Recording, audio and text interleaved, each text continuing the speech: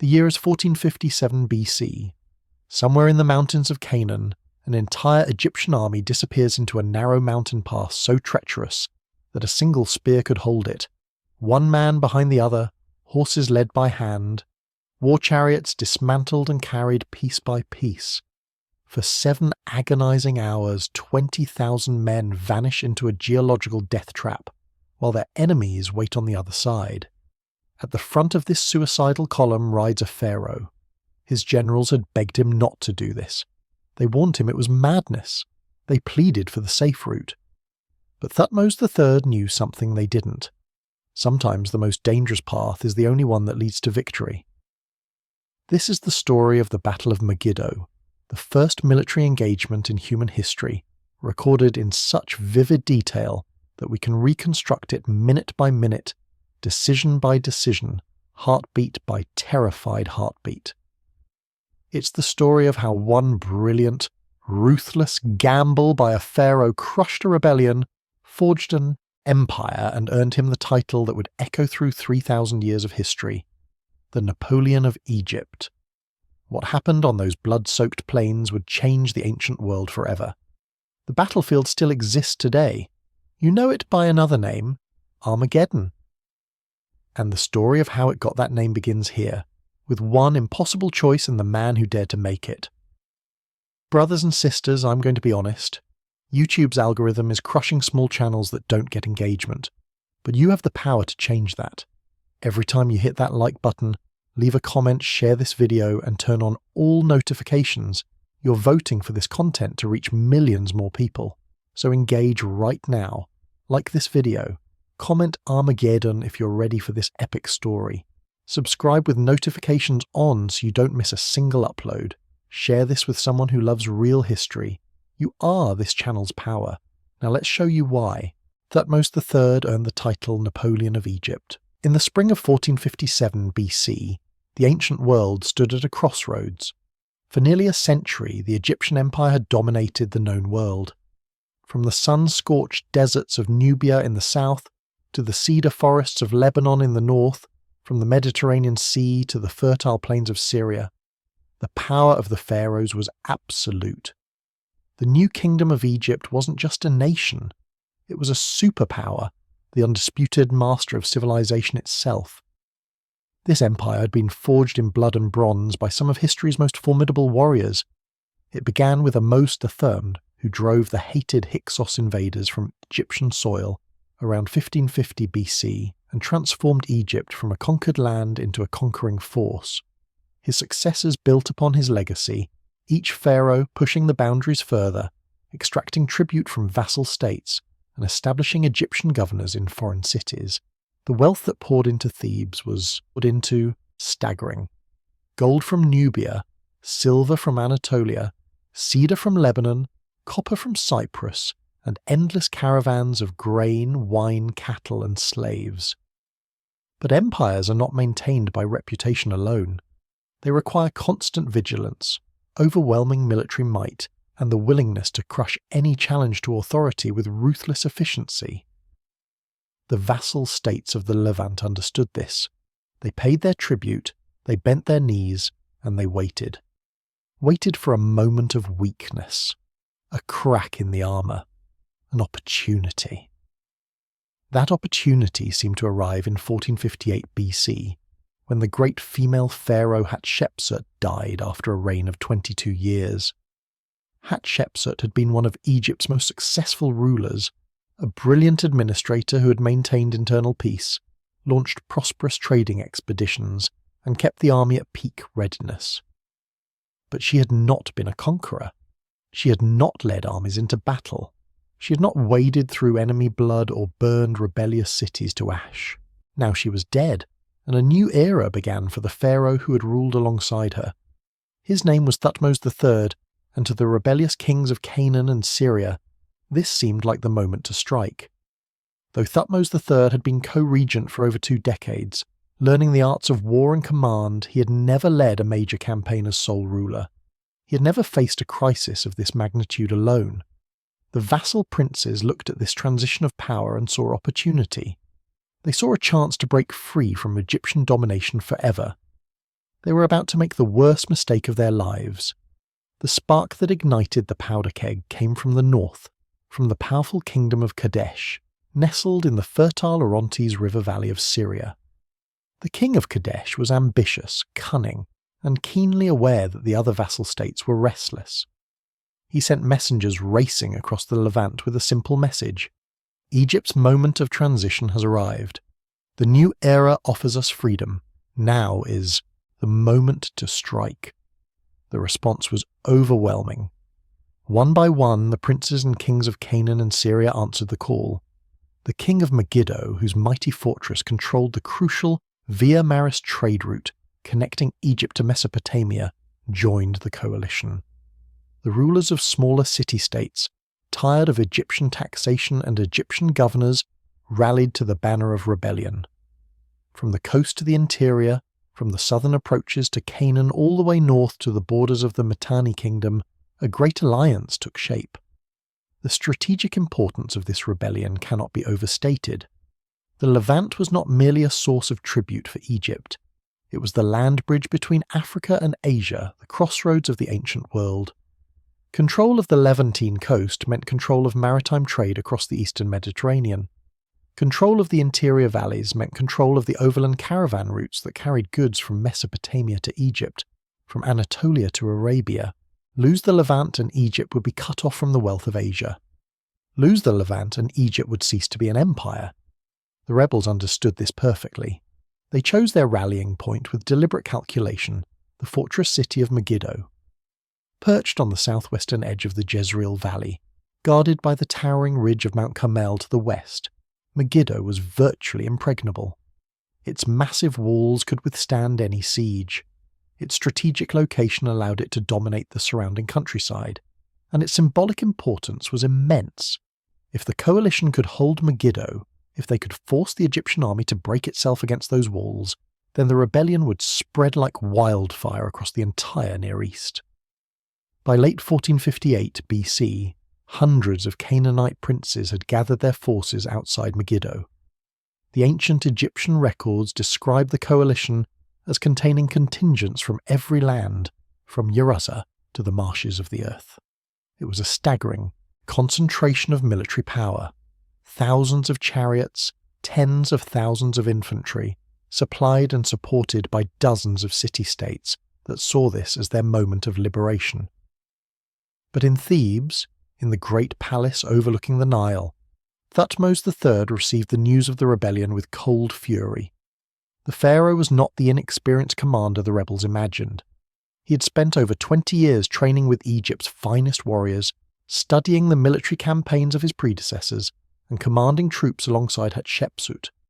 He had learned the art of war from Egypt's most experienced generals, and now, finally ruling alone, he had the chance to prove himself as the supreme commander his empire needed.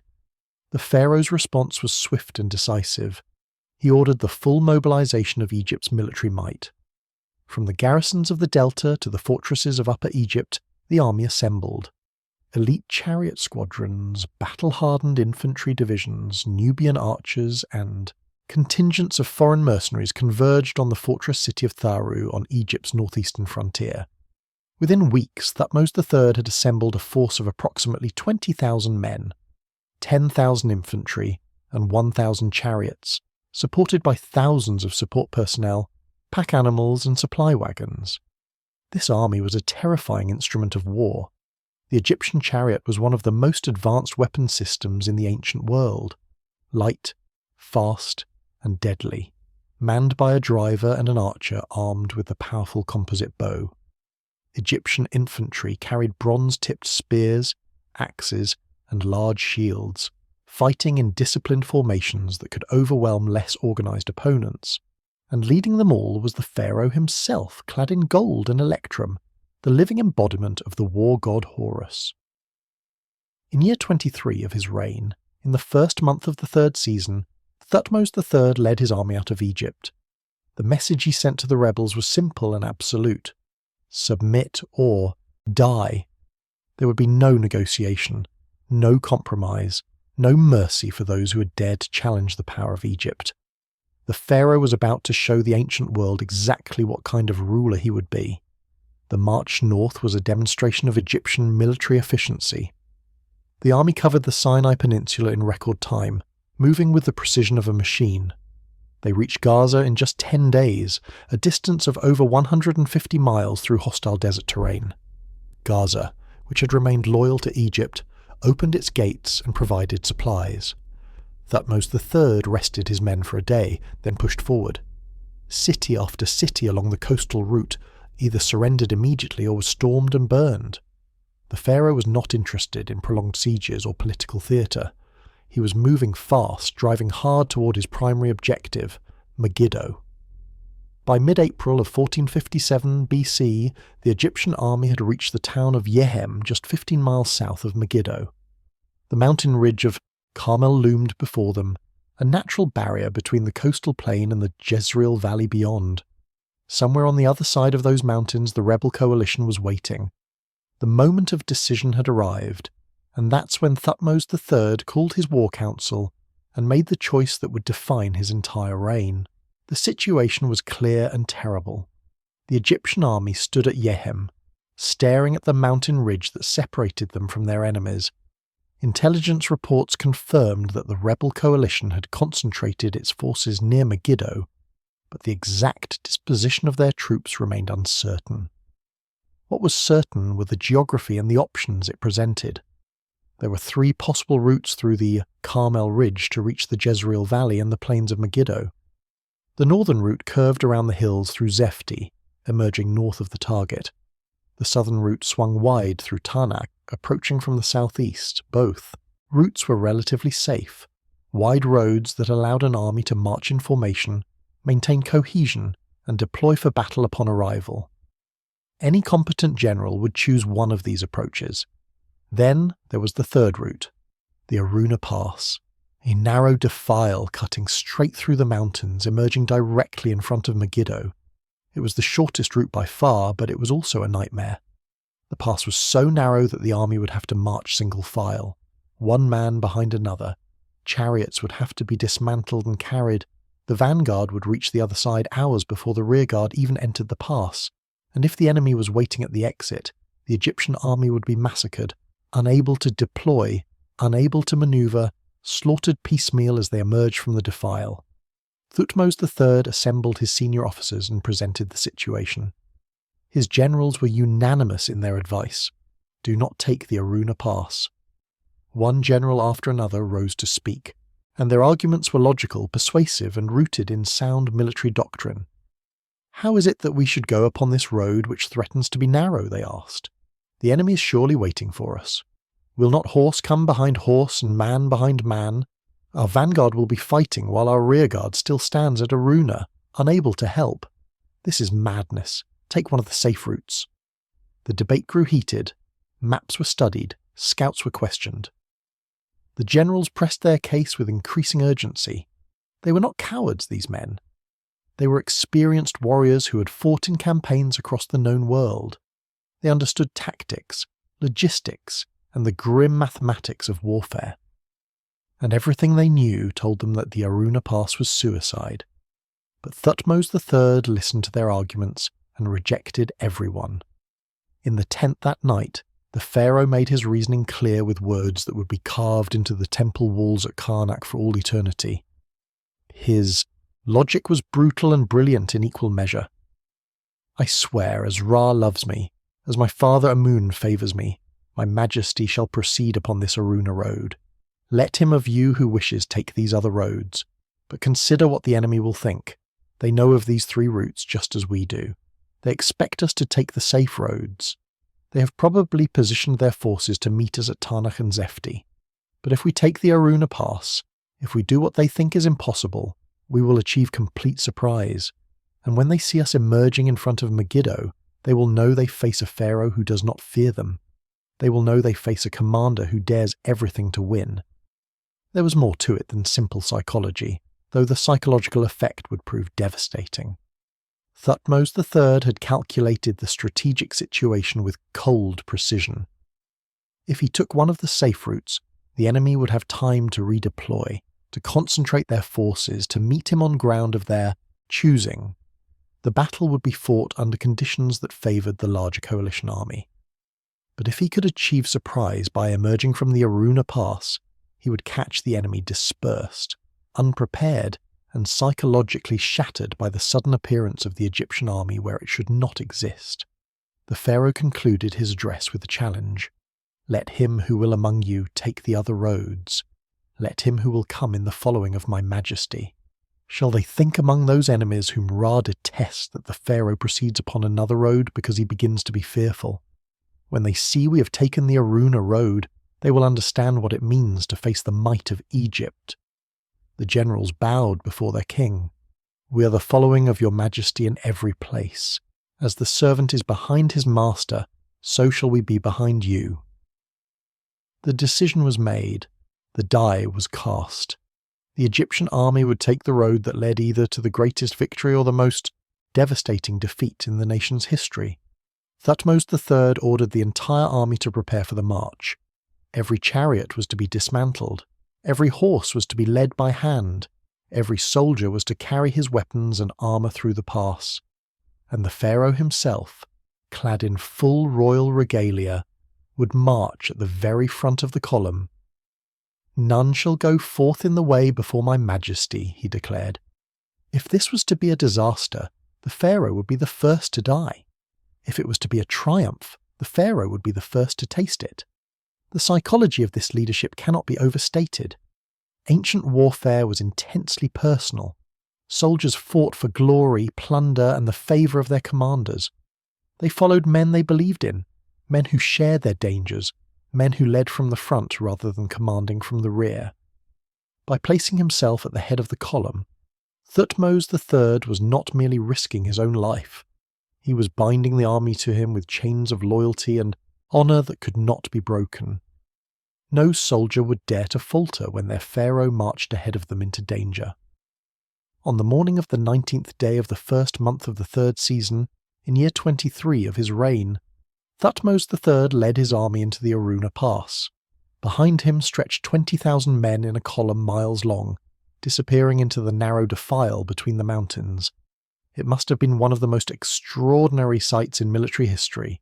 The might of Egypt, compressed into a single file, vulnerable and exposed, committed to a course from which there could be no retreat. Warriors, we're bringing history to life with premium merchandise that lets you wear your passion. Check out our exclusive Wars in History collection at the link in the description. Limited edition designs inspired by the greatest battles ever fought represent the channel and look incredible doing it. Shop now before these designs disappear like the enemies of Egypt. The entrance to the Aruna Pass yawned before the Egyptian army like the mouth of some vast stone serpent. Steep rock walls rose on either side, closing out the sky, funneling the morning light into narrow shafts that barely illuminated the path ahead. The temperature dropped as the army entered the shadows of the mountain. The sound of 20,000 men moving in single file echoed off the stone. The scrape of sandals on rock, the nervous snorting of horses, the rattle of dismantled chariots being carried on men's shoulders, the whispered prayers to Amun and Ra. At the front of this enormous column, mounted on a horse whose reins he held pertly, rode Thutmose III. The pharaoh wore the full regalia of Egyptian military might, the blue war crown, a corselet of bronze scales that gleamed even in the dim light, and at his side the ceremonial weapons that marked him as the living embodiment of Horus. His presence at the head of the column was deliberate and powerful. Every soldier who entered the pass could see their pharaoh ahead of them, leading them into whatever awaited at the far end. The march through the Aruna Pass was a test of nerve unlike anything most of these soldiers had ever experienced. In normal warfare, an army's strength lies in its ability to maneuver, to deploy in formation, to bring overwhelming force to bear on the enemy. But here, in this narrow mountain defile, all of those advantages evaporated. The Egyptian army was reduced to a thin line of vulnerable men, unable to fight, unable to retreat, able only to move forward one agonizing step at a time. Thutmose III had gambled everything on his reading of enemy psychology. He had bet his life, his army and his empire on the assumption that the coalition commanders would not believe the Egyptians would dare to attempt the Aruna Pass. He had wagered that the rebels would deploy their forces to meet the expected approaches from Tanakh and Zefti, leaving the supposedly impassable direct route unguarded. If he was right, his army would achieve complete strategic surprise. If he was wrong, the Egyptian empire would die here in these mountains. Hour after hour, the army snaked through the pass. The vanguard, composed of Egypt's elite shock troops, moved as quickly as the narrow path allowed. Men scrambled over rocks, led skittish horses around tight turns, and struggled to carry the disassembled components of war chariots through spaces barely wide enough for a single human body. Behind them, the main body of the army pressed forward, and far behind, the rearguard had only just begun to enter the pass. But the attack never came, as the morning wore into afternoon, as the sun climbed higher and began its descent toward evening. The vanguard of the Egyptian army emerged from the Aruna Pass into the Sina Valley. What they saw must have filled them with overwhelming relief.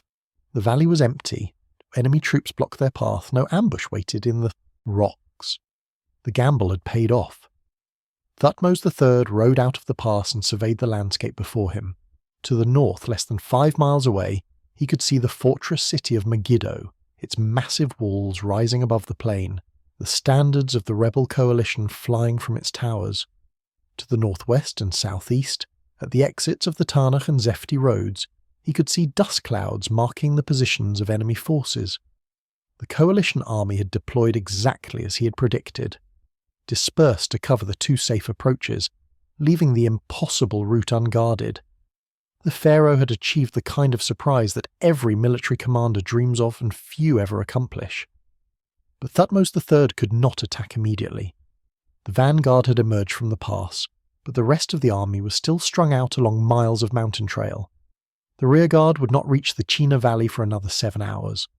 If the Pharaoh attacked with only his vanguard, he would be throwing a fraction of his force against a vastly larger enemy army. So Thutmose III made another crucial decision. He ordered the vanguard to make camp by the Sina Brook and wait for the rest of the army to assemble. Throughout the afternoon and into the evening, the Egyptian army continued to emerge from the Aruna Pass. Unit after unit assembled in the China Valley. Chariot squadrons reunited with their dismantled vehicles and began reassembly. Infantry divisions formed up in their standard formations. Supply trains unpacked provisions. The camp grew larger and more organised with each passing hour. Thutmose III personally supervised every detail of the army's preparation. Ancient Egyptian records preserved at the Temple of Karnak describe how the pharaoh moved through the camp throughout the night, receiving reports from sentries, issuing orders for provisioning, and organising the battle formations for the coming day. He met with his senior commanders and laid out his battle plan with precision. The army would deploy in 3 divisions. The southern wing would take position on a hill south of the China Brook, commanding the high ground. The northern wing would deploy on a rise to the northwest of Megiddo, threatening the city itself. And in the centre, commanding the main force of Egyptian chariots and infantry, would be Thutmose III himself. As darkness fell over the China Valley, weapons were sharpened, armour was checked, horses were fed and watered, and chariot wheels were examined for damage from the mountain passage. Through it all, the army sentries moved through the darkness, calling out to one another, steady of heart, watchful, watchful, watch for life at the tent of the king. Thutmose III remained awake that night, receiving reports from scouts, conferring with commanders, and preparing himself mentally for the battle to come. He knew that dawn would bring the moment of truth. Everything he had worked for, everything he had risked, would be decided in the next few hours. In the rebel camp near Megiddo, the coalition commanders remained oblivious to the disaster about to overtake them. They believed the Egyptian army was still approaching by one of the safe routes, still days away from contact. They had dispersed their forces to cover multiple approach routes, a sound defensive strategy under normal circumstances, but this dispersion was about to become a fatal weakness. Shortly before dawn, a messenger arrived at the pharaoh's tent with the final report. The land is well, and the infantry of the south and north likewise. The army was ready. The enemy was still unaware. The moment had come. Dawn broke over the Jezreel Valley on the 21st day of the first month of the third season, year 23 of the reign of Thutmose III. The date was April 16th, 1457 BC, and it would become one of the most famous days in military history. As the first light touched the peaks of Mount Carmel and spread across the valley below, the Egyptian army rose from its camp by the Chena Brook and prepared for battle. The sight of the Egyptian army deploying for combat must have been awe-inspiring and terrifying in equal measure. 20,000 men moved with the precision of a vast machine, each unit taking its assigned position. The chariots, reassembled during the night, were harnessed to horses that had been fed and rested. Bronze armour gleamed in the early morning light. Standards bearing the symbols of Egypt's gods and the cartouche of the pharaoh snapped in the breeze. And at the centre of this great host, mounted in a chariot of electrum that blazed like a second sun, rode Thutmose III. The ancient records describe the pharaoh's appearance in language that borders on the divine. He was arrayed in his weapons of war, like Horus, the smiter, lord of power, like Montu of Thebes, while his father Amun strengthened his arms.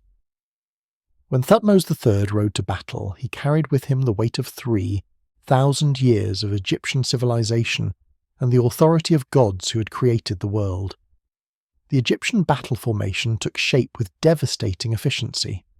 The southern wing positioned itself on the hill south of the Chena Brook, infantry in tight formations supported by chariot squadrons, ready to sweep down on any enemy that approached. The northern wing deployed on the rise northwest of Megiddo, threatening the city itself and cutting off one potential route of retreat. And in the centre, concentrated for maximum shock effect, was the main Egyptian striking force, the bulk of the chariot corps, elite infantry divisions, and the pharaoh's personal guard. The rebel coalition was about to receive the shock of their lives. Enemy scouts, making their routine morning patrols, suddenly saw what should have been impossible. The entire Egyptian army, fully deployed for battle, positioned directly in front of Megiddo. The response was immediate panic.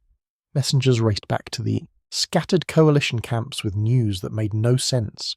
The Egyptians were here, now, deployed and ready. The coalition commanders attempted to salvage the situation with desperate speed. Orders went out to the forces positioned at Tanakh and Zefti to abandon those positions and march immediately to Megiddo. Infantry units that had been resting or foraging were called to arms. Chariot squadrons rushed to form up. The rebels attempted to create some kind of defensive line, but military formations are not conjured from chaos in minutes. What the coalition managed to assemble was not a battle line but a panicked mob. Thutmose III watched this chaos from his command position and recognised his moment. This was exactly the situation he'd engineered with his gamble through the Aruna Pass. An enemy caught completely off guard, unable to coordinate a defence, psychologically shattered before the first blow had even been struck.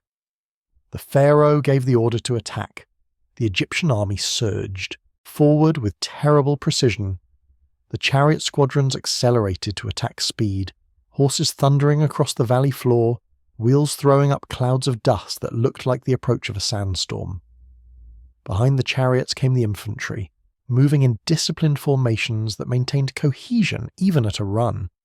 And at the front of this overwhelming tide of bronze and fury rode Thutmose III himself, personally leading the charge. The impact of the Egyptian assault was devastating for the rebels. The coalition troops, still trying to form some kind of defensive line, were smashed by the weight and speed of the chariot charge. Egyptian composite bows, fired from the moving chariot platforms, sent arrows sleeting into the enemy formations. Egyptian spearmen crashed into rebel infantry and shattered them through sheer momentum and superior discipline.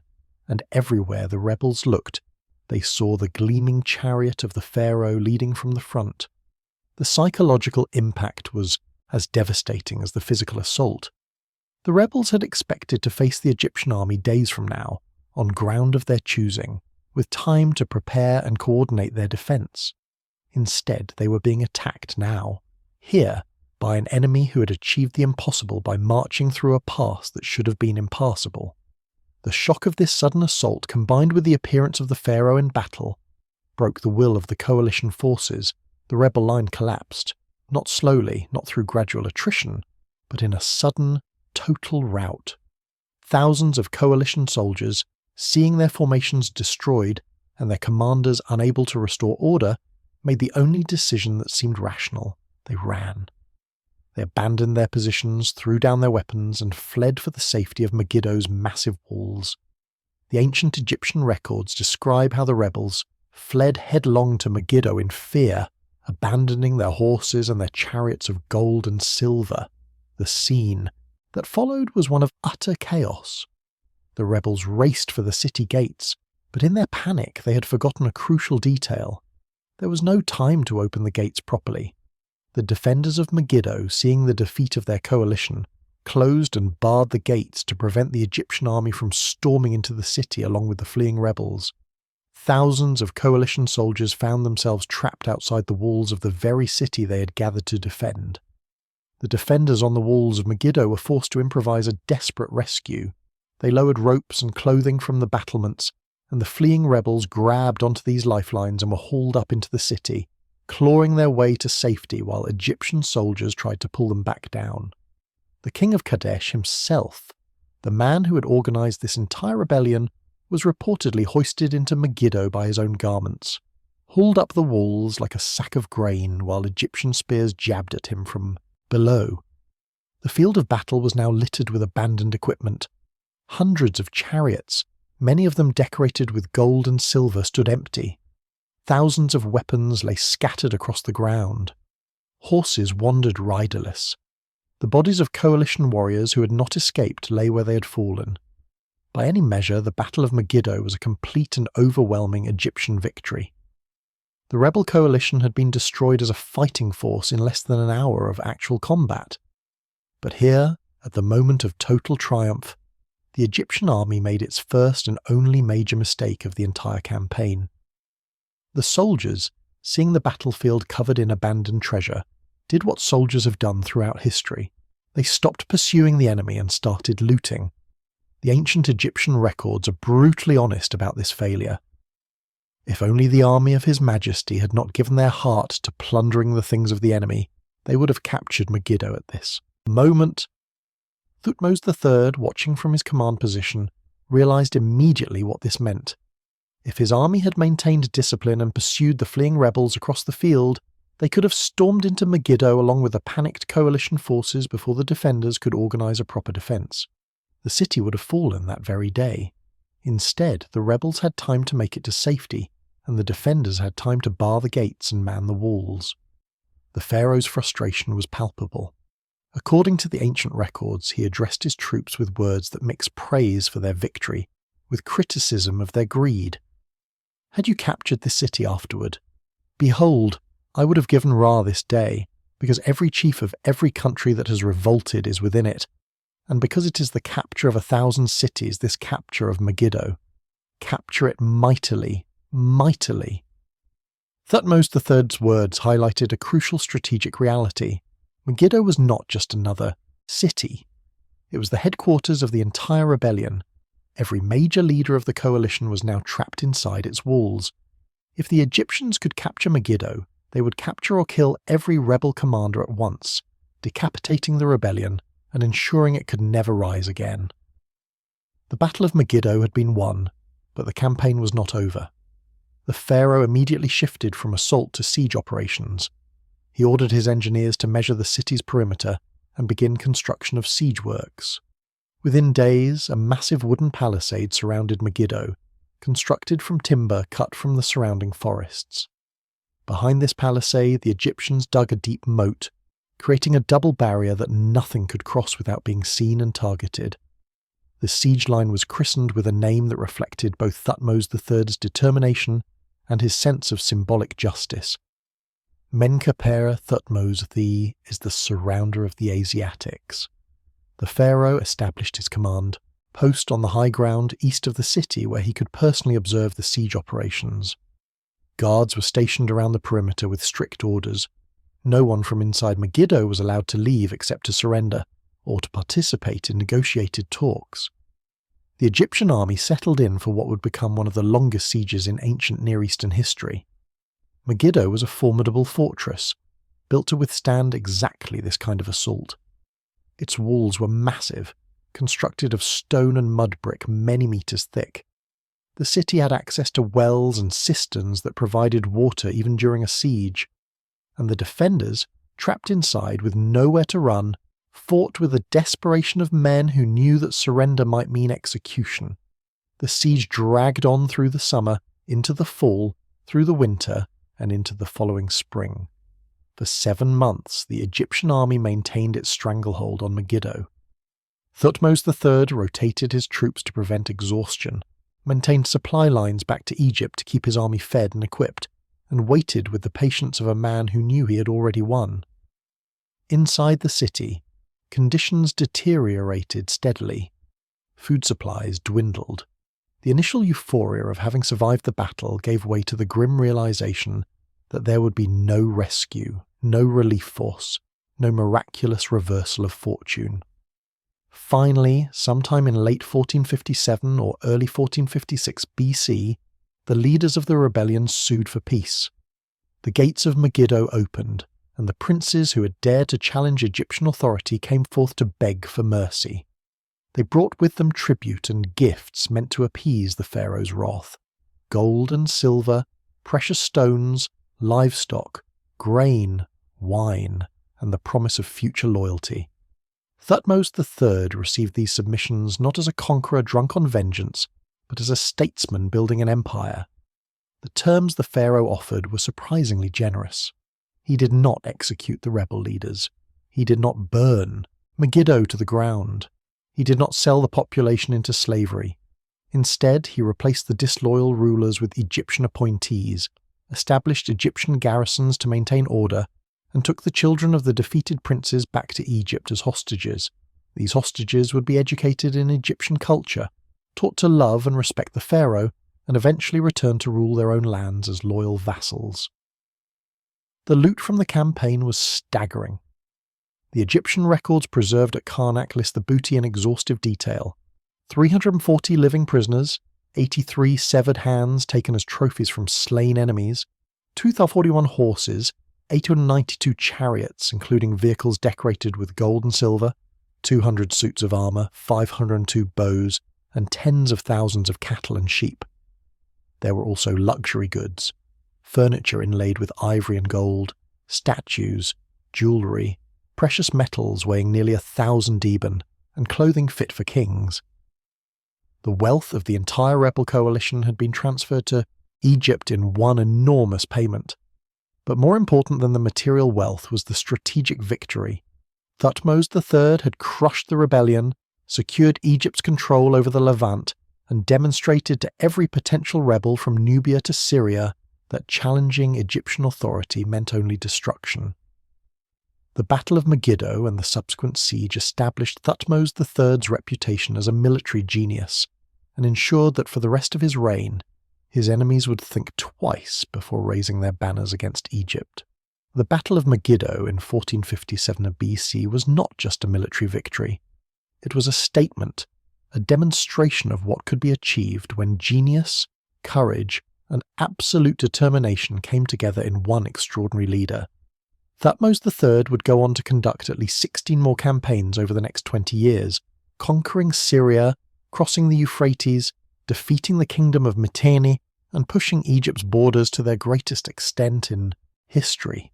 He captured over 350 cities during his reign, and established Egyptian dominance across the ancient Near East for generations to come. But it all began here, on the plains of Megiddo, with a gamble that should have been suicide: the impossible march through the Aruna Pass, the surprise emergence that caught an entire coalition off guard, the devastating battle that destroyed the enemy in less than an hour, and the 7-month siege that ended with total victory. This is why the ancient historian James Henry Breasted called Thutmose III the Napoleon of Egypt.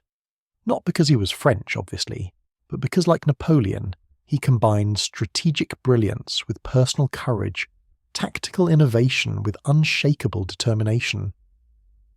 The story of Megiddo became legend. It was carved into the walls of the Temple of Karnak where it can still be read today. It inspired future generations of Egyptian warriors, and it gave its name to the concept of a final decisive battle, Armageddon, from Megiddo, the mountain of Megiddo, where one of history's first and greatest military campaigns reached its climax. Thutmose III ruled Egypt for 54 years and died around 1425 BC, leaving behind an empire that stretched from the fourth cataract of the Nile in Nubia to the banks of the Euphrates in Mesopotamia.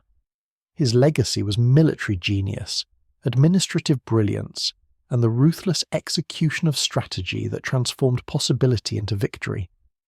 He proved that sometimes the most dangerous path is the only one that leads to greatness, and he showed the ancient world what it meant to face a pharaoh who would risk everything to win. This is the kind of deep dive into military history that we bring you every single week here on Wars in History. If you want to support the channel and get exclusive content, Behind the Scenes looks at how we research these episodes, and early access to upcoming videos, head over to our Patreon. The link is in the description. Your support keeps this channel running and allows us to bring you the warfare history that changed the world. Join the Wars in History community on Patreon today, and let's explore history together.